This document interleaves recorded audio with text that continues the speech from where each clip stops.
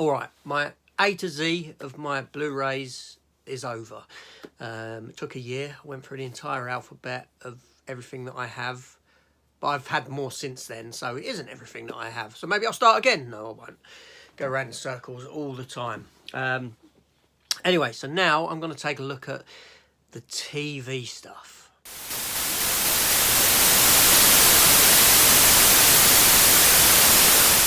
Yeah, welcome back to the channel, everyone. So, thank you for joining me. I've got a cabinet over there in the corner of my room. It's a bookshelf that is too deep, so it has two deep sets of stuff on it, right? Now, this is where I house all my TV, Blu-ray and DVD stuff. Not all of it, because in the past I'd done a video series called What's in This Box, where I pulled stuff down from the attic, boxes of older DVDs and this sort of thing. And there was a lot of TV stuff in there, like the Buffy the Vampire Slayers, the Angels, things of that ilk, right? So, but I've got other stuff here, over here, right? And now I'm going through this every other week on a Saturday. Bi-weekly, I will do a shelf. Now, there's 1, 2, 3, 4, 5, 6 shelves to go through, plus other odd bits here and there. So essentially 7 episodes of this it'll be. Now, I'm going to be honest with you. Obviously, we're in a new year now, I'm hoping, because as I'm sat here, it's actually the 17th of September. Yes, Saturday the 17th of September, 7:30 in the morning. The Queen is getting buried in 2 days' time. Bless her, you know, sad stuff. That's in 2 days from now. So as you're watching this was back then. So it tells you when it was. Now, the reason I'm filming this now, there is a reason why I'm doing this one now, because there's one empty shelf on that thing. Now, the reason that's empty, let's get to that first. That's because I've just filmed a Star Trek a few days ago, a Star Trek DVD collection video.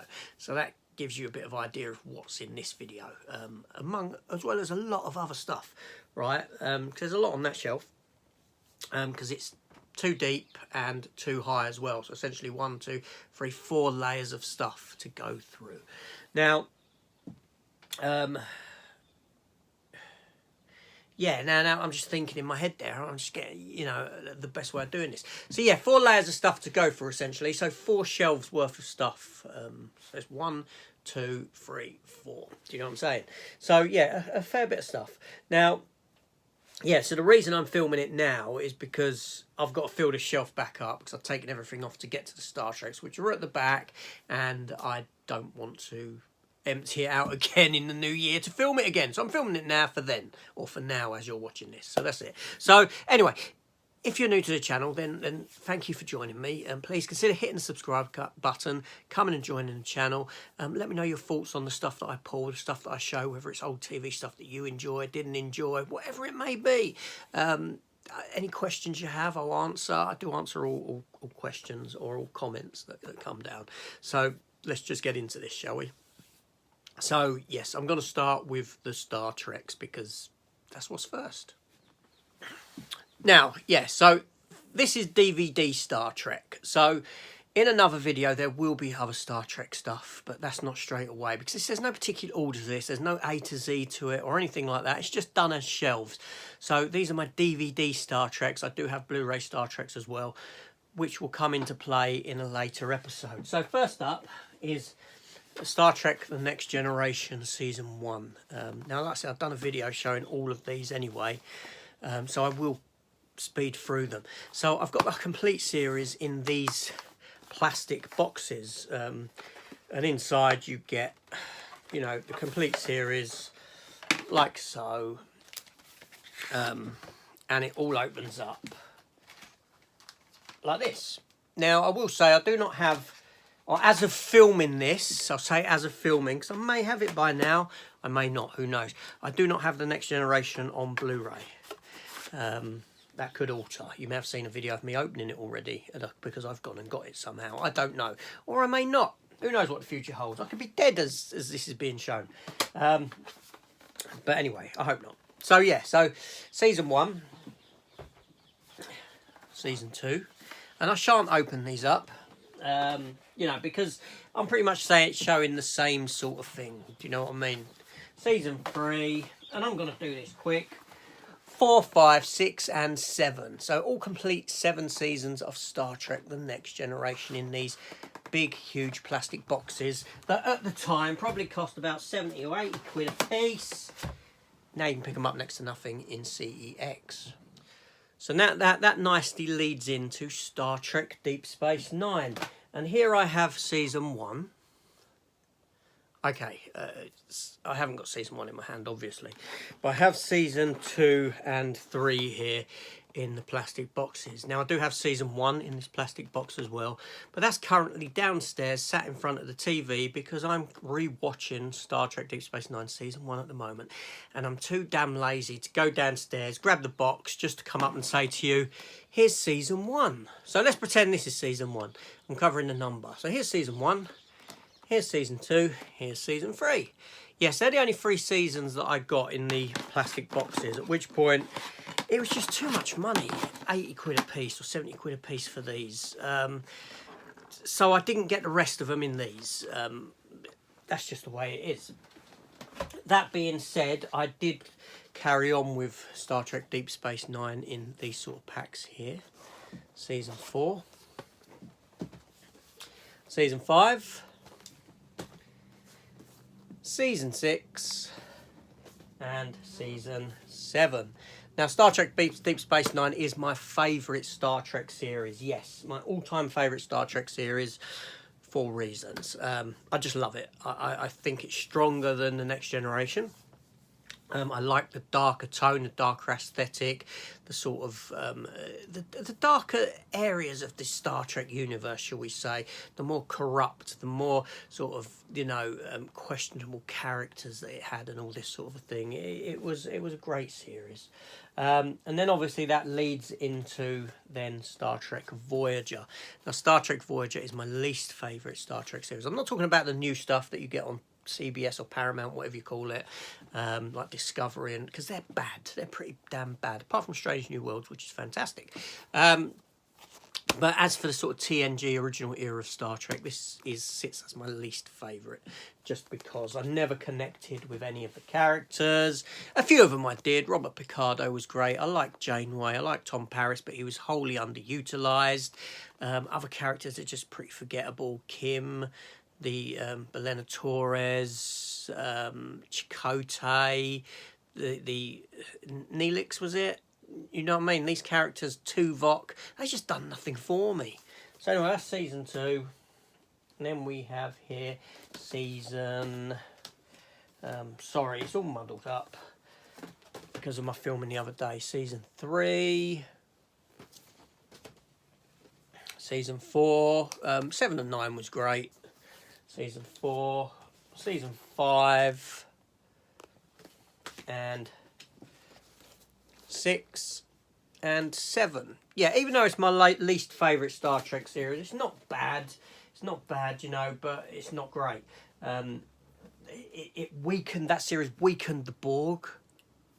Catastrophically, just turned them into a joke. Yeah, not great. And then that leads me on to Star Trek Enterprise, which again in these silly plastic boxes. I say silly, they're quite nice, but they're just so not space friendly, are they? Do you know what I mean? They came like that. Now, Star Trek Enterprise, I had no trouble with. I like Scott Bakula. I like the cast in this.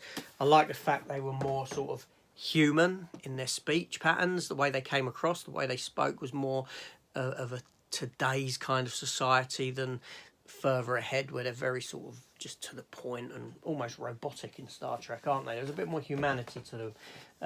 And it's just a shame that the series went for, just ran for that 4 seasons and then ended with essentially a Next Generation episode that decided to take a dump on the entire thing. Yeah, but, you know, I liked it. I liked the ship. I liked the design, like interiors. Yeah, I had fun with that series. So let's move on out of the realms of Trek, shall we? Okay, so now moving on. what do we have here?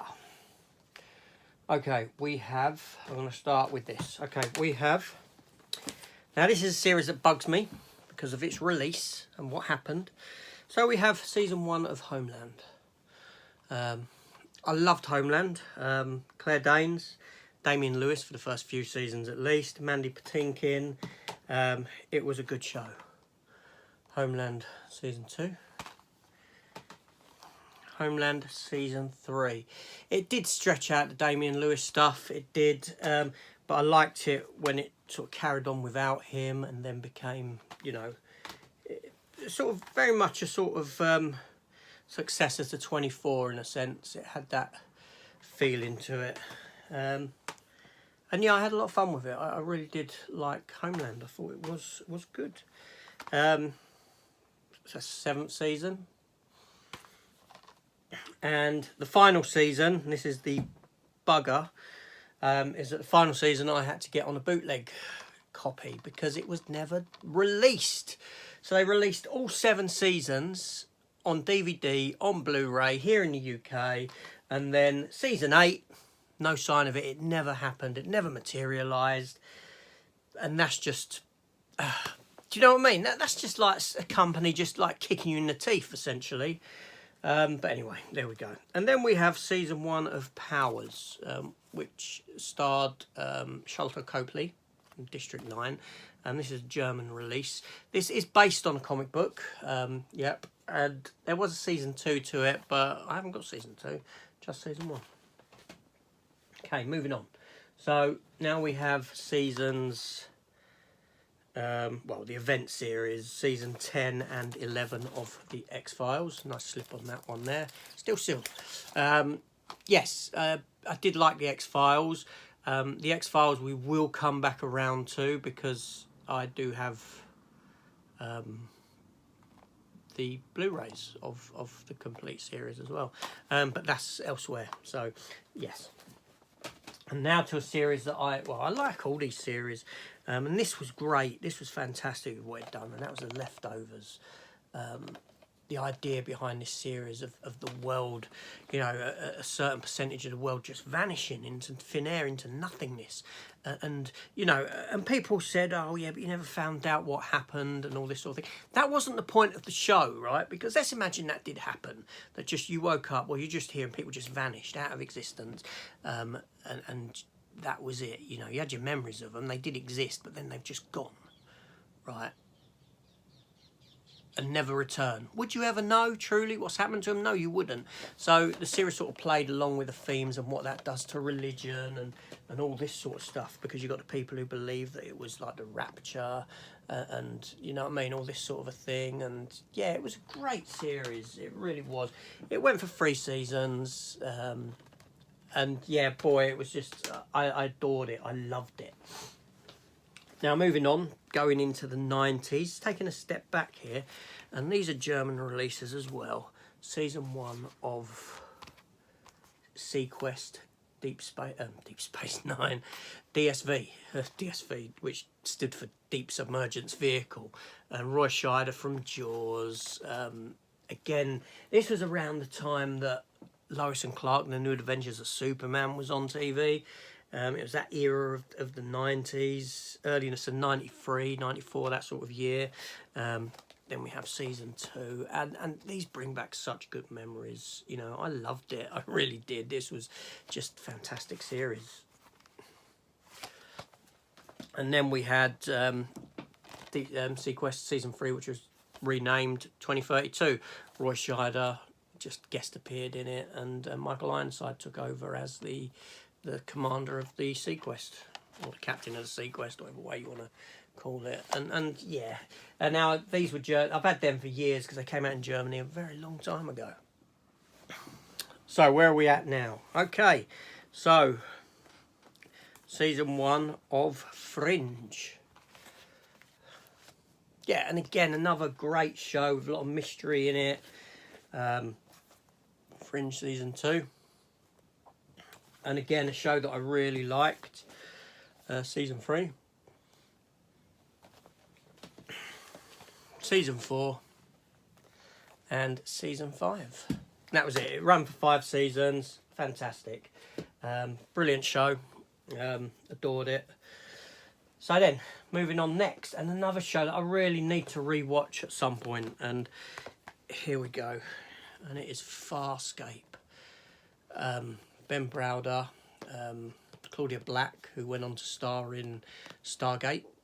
They sort of got lead roles in Stargate towards the end of Stargate SG-1's run. All 4 seasons.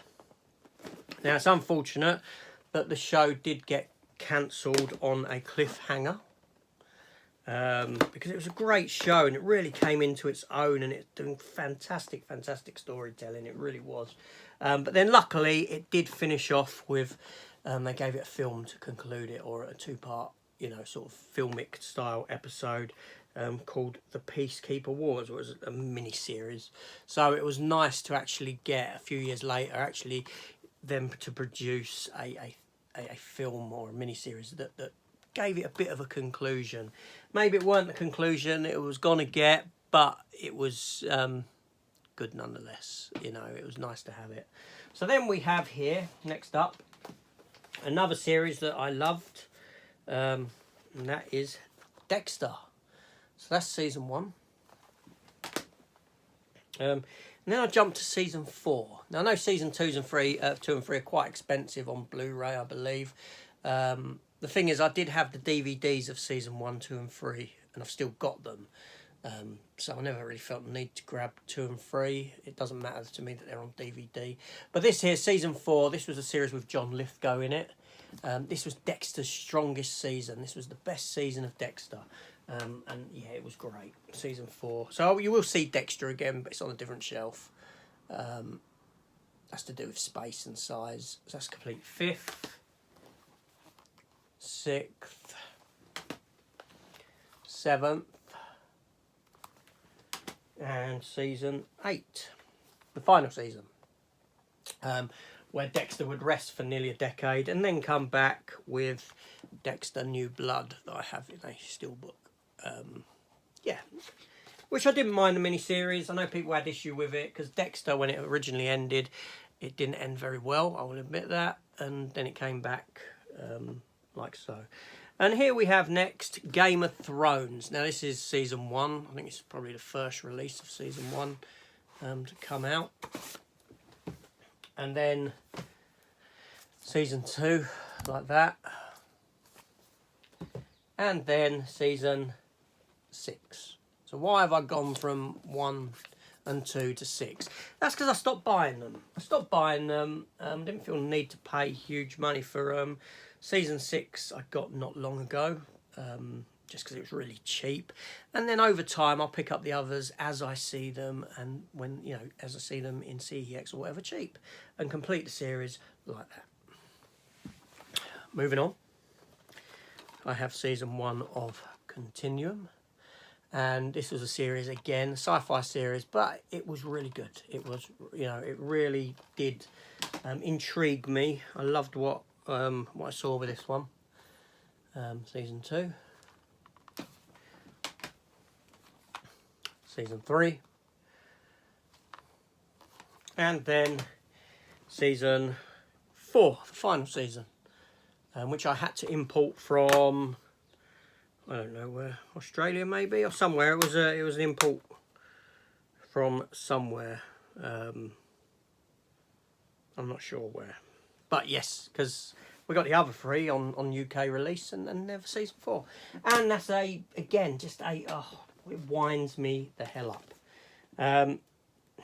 Now here's another series for you, and I'm missing one season.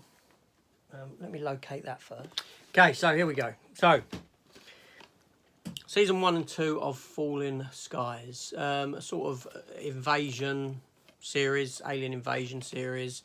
You know, set in the aftermath of an alien invasion. Yeah, and it was good. It was good. I like those sort of stories where how society survives after some sort of or something like this, shall we say, whether it's a zombie apocalypse or what. And then we have, where is it? Yeah, that was season 1 and 2, sorry, in there. Which, you know, like that. Season 3. Nice metallic foil slip there. Season 4, still unopened. I have seen it, obviously, when it was on. And Series 5, the final season, starring Noah Weil. Now, the problem with this show, the problem I had with it, is that it keeps changing showrunner every season almost. And so you had a change of direction, you had a change of tonality in it. And I'll be honest, I didn't actually get through the final season. It was frustrating to see these shifts all the time in the show. But it was, you know, it started off a strong show. It just sort of got weaker and weaker as it went on. But nonetheless, I still have them all.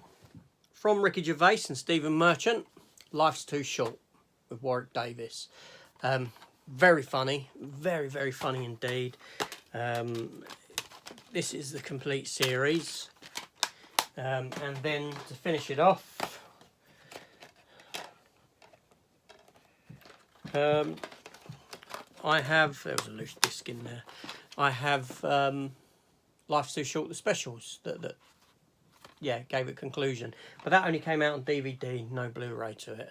So I got it like that. And then we have season 1 and 2 of Outlander. I didn't go any further with it. It sort of fell behind because I was watching so much. And when that happens, stuff kind of takes a back seat and you just fall behind on it and never catch up. So that's what happened with that, unfortunately. And here's a great series starring Peter Weller, you know, RoboCop, and that is Odyssey 5. This had so much potential. It was planned as a 5-year season, hence Odyssey 5. But what happens is you've got these astronauts in space and they witness the destruction of Earth from up above. It just sort of comes out of nowhere. And they're up there, they're about to die because obviously oxygen's running out and that sort of thing. They can't live on a spaceship. And as they do, this entity appears. Call it God, call it whatever you want, right? But some unknown entity appears and gives the crew of the ship the opportunity to go back in time by 5 years into their, you know, with the knowledge of what's going to happen. They don't know how it happens. They don't know why it's happened. They don't know what's caused it whatsoever. But they go back 5 years, sort of quantum leap style, into their own bodies with the knowledge that in 5 years' time, this is going to occur. Now, and it was just really good. You know, and there was sort of like these aliens on Earth and this sort of a thing who'd taken human form, but it got cancelled. And yeah, it's just one of those ones that you just wish it had gone on. But nonetheless, it was still very good. A couple of steelbooks now. First one being season 1 of Westworld. Yep. And then I have a Blu-ray of season 3 of Westworld. Now, I do have season 2 of Westworld, but that's downstairs in an ottoman.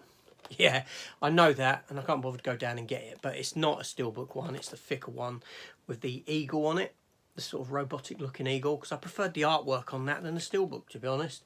And that's why I went like that. It doesn't bother me that it's a completely different sort of a release. That doesn't affect me at all.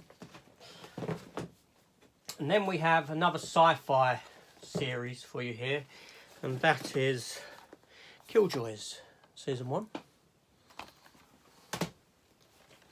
Killjoys, season 2. Killjoys, season 3. Can you guess what's next? That's right, Killjoys, season 4. And then the final season, Killjoys season 5. And I did enjoy this on Sci-Fi. I had a lot of fun with it. And then we have another one based on a comic book series, and that is American Gods season 1. I didn't get the others yet for some reason. I don't know why. And here's one that, well, we all know what happened when I show you it. And this is seasons 1, 2, 3 and 4 of House of Cards. Kevin Spacey, yes. Season 1, season 2, third season, and volume 4. Yeah, I mean, I got that for like £2, that one. These didn't cost me a lot of money at all. The series had been out quite a while when I got them. Yes, so that's where it ends for me with that. Didn't get any further.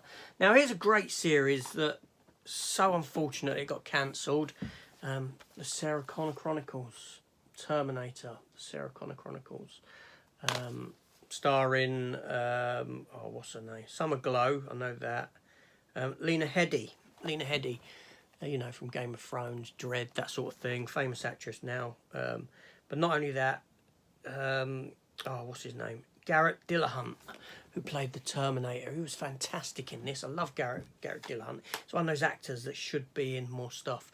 He was in Fear the Walking Dead for a while, and I was so gutted when they killed his character off, but there you go. But yeah, this was a great series. It you know, Terminator on TV, it was good. It was good. Moving on to a remake series now. Wait there, no. Let's take a step back. No remakes. Yeah. So here we have the original Battlestar Galactica. Look at that Cylon on the front. But this is the double set. So this is actually the original Battlestar Galactica TV series plus Galactica 1980, which completely changed the cast, went cheap. But the final episode of this is fantastic. Seriously, final episode of this series is essentially Starbuck, but Benedict. What's his name? Dirk Benedict. You know, face from the A-Team, Templeton Peck. It's him alone on a planet with a Cylon. Just him and a Cylon. It's very much like the movie Enemy Mine. But before Enemy Mine was done, but him and a Cylon have to work together and live together to survive, and it's fantastic. No one else is in the episode, just them two. Yeah, really good final episode. But the rest of 1980 is, you know, not good. So then we have the remake version of Battlestar Galactica, and I was into this. I loved it. I thought it was fantastic TV series. This was great TV. It really was. I even liked the ending. I know people had issue with the ending. I didn't. But then we have Battlestar Galactica, The Plan. And I have a steelbook for that somewhere. But I won't show that. It's on a different shelf, and it would probably been shown in another video anyway. I'm just doing these shelves over there. And Battlestar Galactica, Blood and Chrome. Yeah, I loved Galactica, what can I say?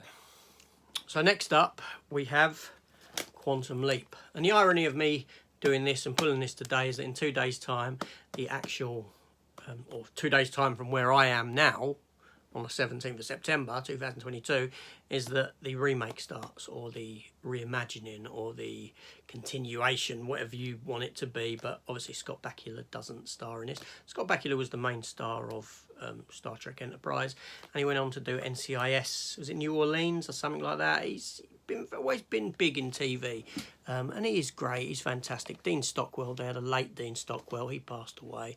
This is all 5 seasons. And it was a great series, and I will be reviewing, if I get into it, the new series. I will have reviewed them by now, and I'll be interested to see how in today's sort of woke society the new series handles stuff when it goes into the past, before all this was an issue. Yeah, so a very well conceived, clever series, in that it could tell any story in any timeline within within his own lifetime, shall we say, but you've got the main stars going through it,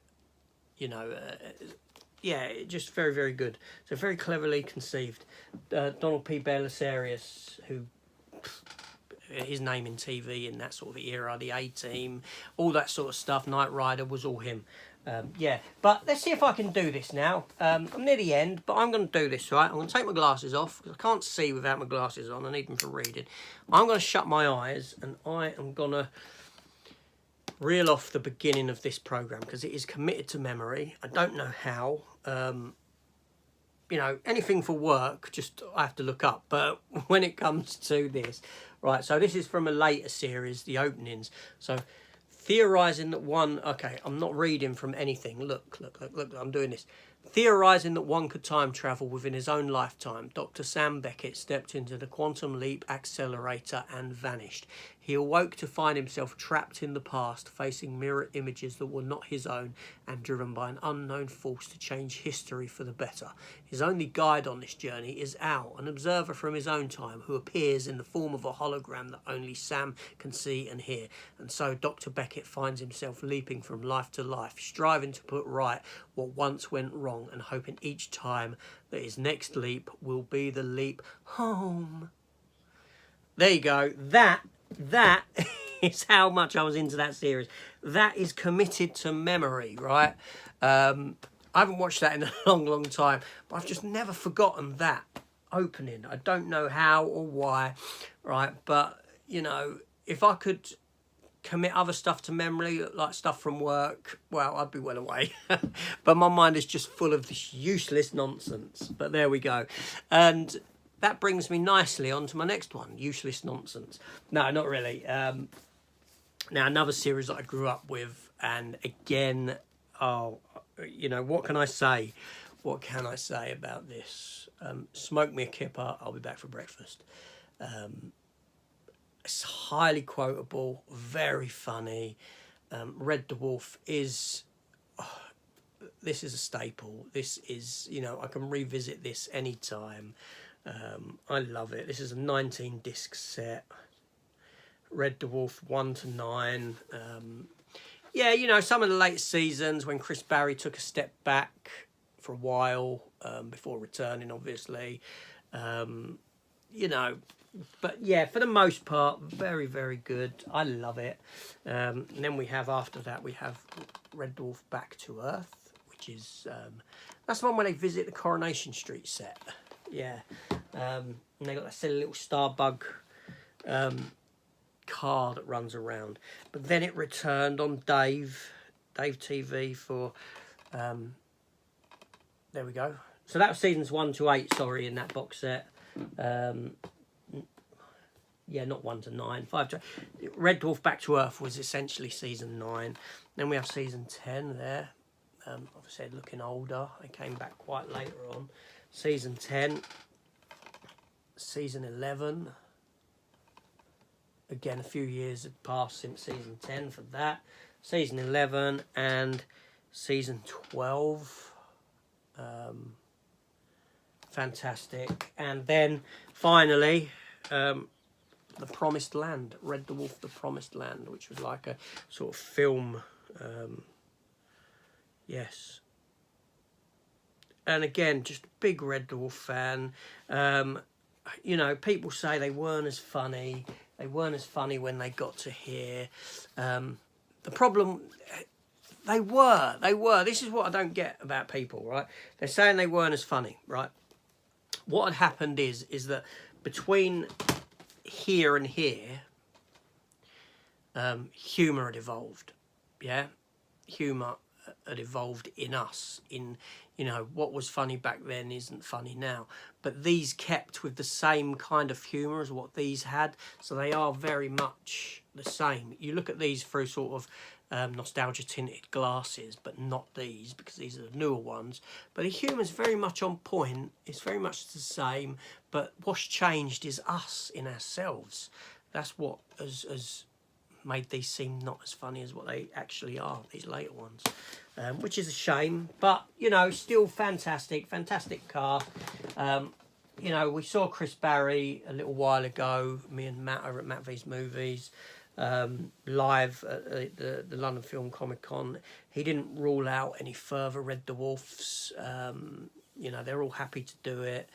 Let's see what happens. You know, fingers crossed for that. Just fantastic, it really is. Anyway, so that's it. That's the end of this first shelf, apparently. It looks like I've got more space there now than when I took everything off. Which leads me to question whether there is more stuff. Let me go and have a quick look. Okay, so there isn't nothing else on that shelf. That's the end of that one. That was an interesting look through, for me anyway. Hope it was the same for you. I think this came off of that shelf, actually. One more that was sat here that needs to go over there. But I'm still left with space.